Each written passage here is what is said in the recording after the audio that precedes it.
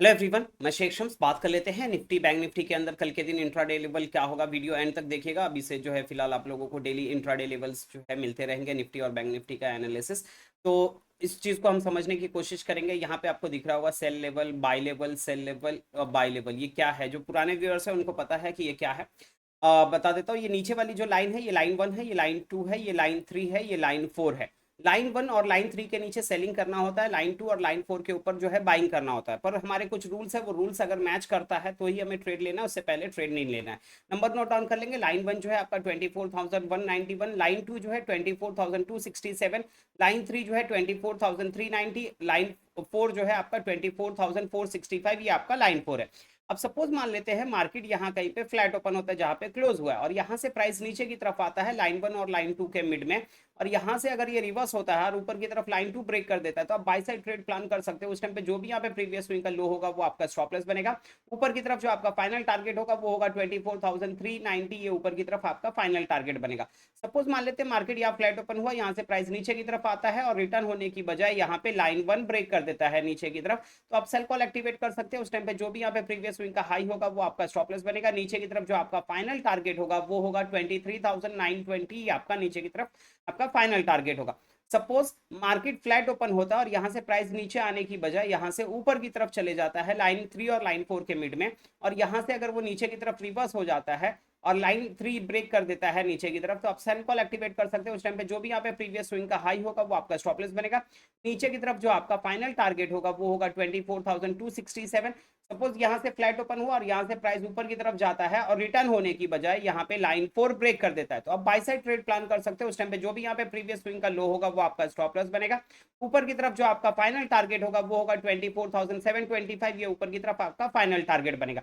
अब ये सिनेरियो हो गया कि अगर मार्केट फ्लैट ओपन होकर किसी भी डायरेक्शन में जाता है तो आपके पास बाई और सेल लेवल हो गया। लेकिन ऐसा भी होता है कि मार्केट गैप अप या गैप डाउन ओपन होता है, तो उस सिनेरियो में हम क्या कर सकते हैं। सपोज मान लेते हैं मार्केट यहाँ कहीं गैप अप ओपन होता है, ऊपर की तरफ ब्रेक करता है तो बाई, नीचे की तरफ ब्रेक करता है तो सेल।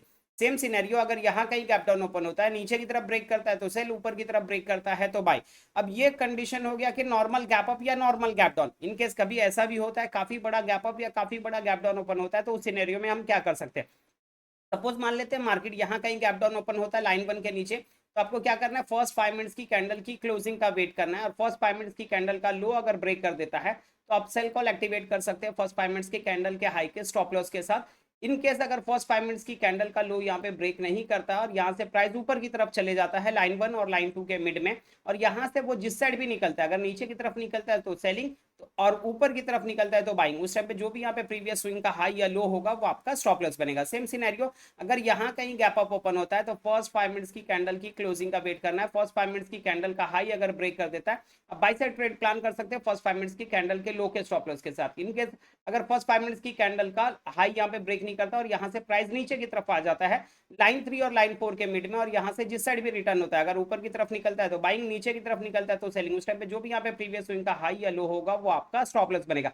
अब ये जो रूल्स बताया हूँ यही रूल्स आपका बैंक निफ्टी में भी काम करेगा। तो बैंक निफ्टी का सिर्फ नंबर मैं आप लोगों को बता देता हूँ, और आप लोगों को इस स्ट्रैटेजी को और अच्छे से समझना है, इसका इस्तेमाल कैसे करना है। जैसे अभी मैंने यहाँ पे फाइनल टारगेट बताया, तो फर्स्ट टारगेट क्या होगा, सेकंड टारगेट क्या होगा, उस चीज को अगर आप लोगों को समझना है तो एंड स्क्रीन में आप लोगों को एक वीडियो का लिंक मिलेगा, हाउ टू यूज 4 लाइन। वो वीडियो जरूर देखिएगा ताकि आप लोगों को और अच्छे तरीके से जो है समझ में आ सके।